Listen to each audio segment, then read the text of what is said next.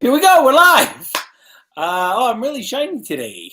Last night in this hotel room, and welcome to day 7 of me making my movie, or I should say having my movie made, because I'm not making it. I'm just here.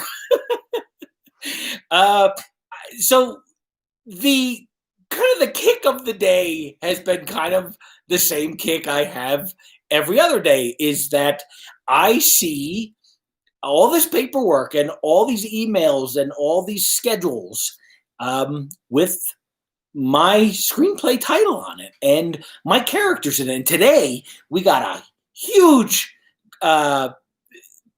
mess of breakdowns. And hey, Vinny, gang, Vinny Craig, great filmmaker, great actor, by the way. Check him out. He just jumped on my live chat here. Thanks for joining, Vin. So today I get this email, and it's just got breakdown of this movie every which way you can imagine, and breakdown for what the stunt guys are going to do, and what the set builders are going to do, and what the actors are going to do, and when we're going to shoot what scenes. And obviously a lot of stuff is going to change, but I just get such a kick out of it, just looking at it and seeing all these characters that I created there, and what days are going to work, and what days they're going to shoot what scenes. And it's getting closer, and it's feeling more and more real by the minute. And so tomorrow, as I said, probably every video, maybe a couple times a video, we head up to the location, and I leave this place and I go up where they're still building sets, and I think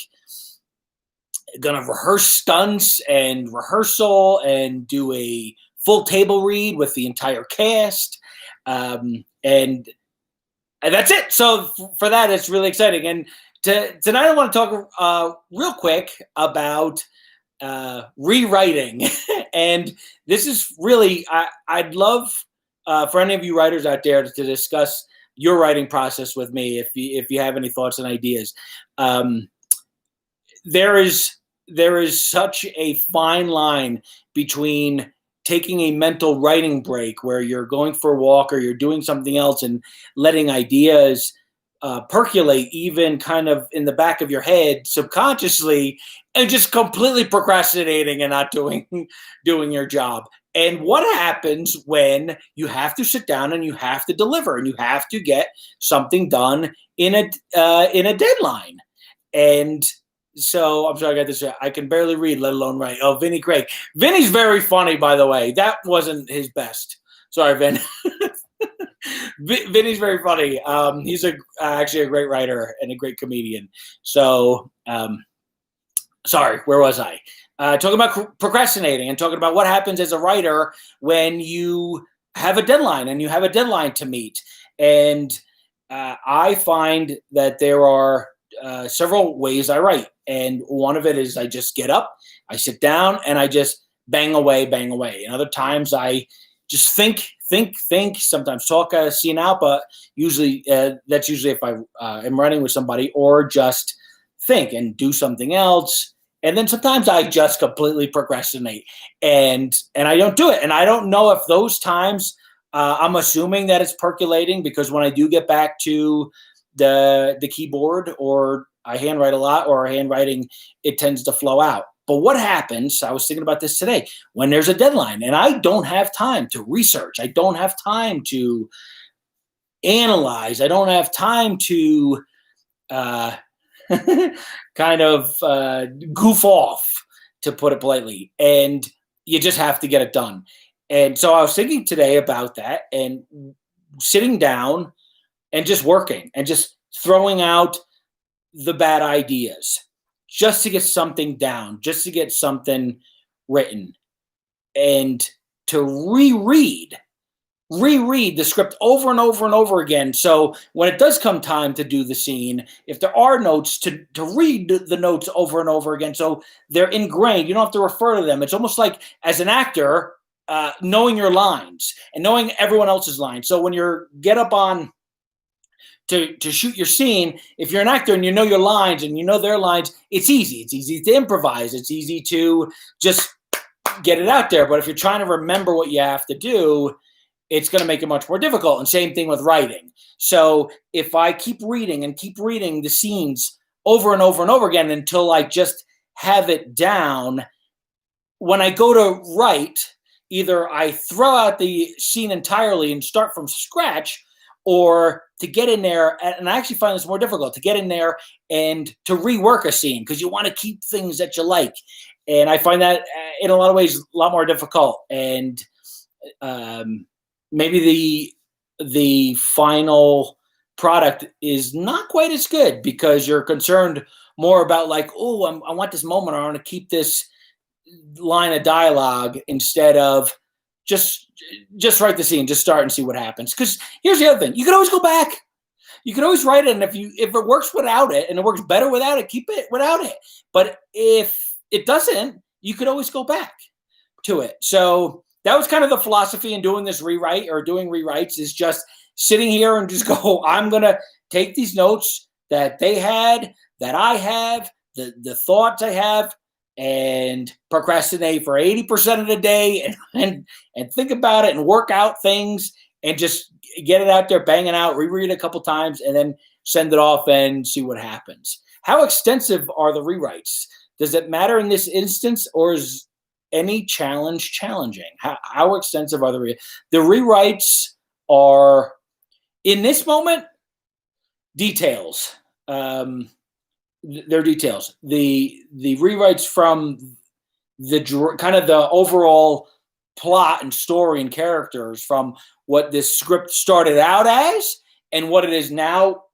It could have been a completely new script. They literally could have said to me, this is what we want to do. Let's start over. And we could have started over. We did keep some certain very important key scenes that worked in this, that we wouldn't have been able to use if we had not.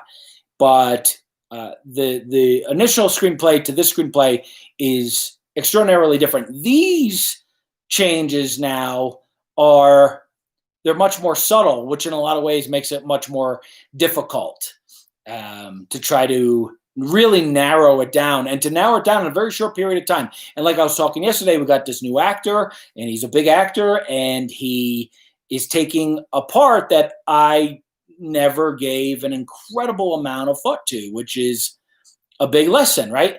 So you take this part, and with, I want to say, not a lot of effort, not a lot of thought, it's going to be a really important part. And I was talking about, by the way, yesterday, Margaret Hamilton, not Margaret Dumont. I made a mistake yesterday. I'm completely embarrassed about it. Margaret Hamilton played the Wicked Witch of the West in The Wizard of Oz. It was only on screen for, I forgot what I said. It's like 6.5 minutes or something, the entire movie, maybe 12 minutes. I don't remember. Margaret Dumont, by the way, is in quite a few Marx Brothers movies, and it's worth checking out. In fact, obviously, they both are. But it's this really kind of, you don't want to say small role, but not a lot of screen time necessarily, but actually a very, very important role. And to make that work, and to try to make this character pivotal, that you can't really do this movie without him, other than he's just there to kind of push the storyline this way or that way.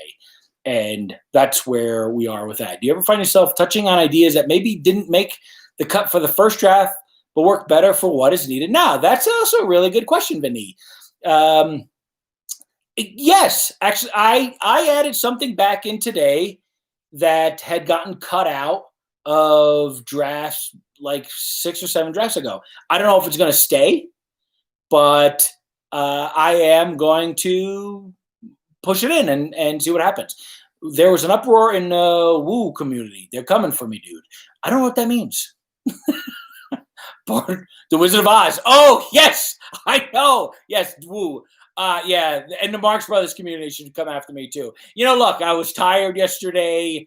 It was kind of on a fly. I wasn't expecting to talk about it. I got it. Wizard of Oz. I wasn't expecting to talk about, Margaret Hamilton or Margaret Dumont, by the way.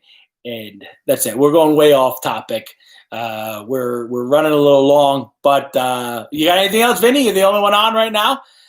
Anyone else who has any questions and something you want me to talk about, make sure you put in a comment. Oh, also, I meant to say this in the beginning. My friend Justin Tate, who's a Incredible TikToker, by the way. Look him up. He says, I got to say this in the beginning, smash the like button, hit subscribe, comment, ring the little bell so you know when I'm going live. I love you too, Vinny. And I guess that's it for now. I'm going to let you guys go. Tomorrow's a big day. We head up to the location. I'm hoping I'm going to have to pop it on a different channel if I go on my phone, but I'm hoping to kind of show you some location stuff. I hopefully maybe, without giving anything away, and, maybe go through the process of the acting too as well. And what happens in the next couple of days with as all the actors are getting together, as we're narrowing down the script, getting ready to shoot. We are starting to shoot soon. We got less than a week before we're up, so we better be done soon. Anyway, thanks for joining us. Don't forget to subscribe here and like this little video and click on that thing and this thing. And I will see you tomorrow. The end.